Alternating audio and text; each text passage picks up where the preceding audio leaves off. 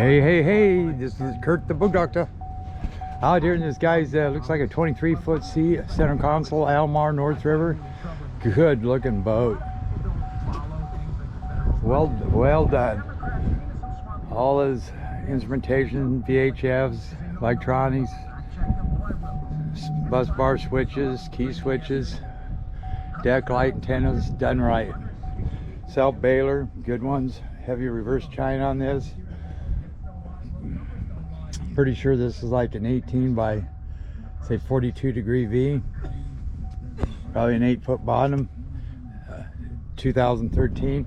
So what I'm doing, it looks like he's got his 51 Garmin and a P66 with his speed wheel temp, and then a 5200. That's probably going off the little Garmin 188. Trim tabs. So what I'm doing is doing the autopilot basically. So this is just kind of a walk around, make sure you got rub rail. Whew, nice. Keeps everything greased. Good job, guy. Looks nice. See how she handles anchor drain. Boat Doctor out.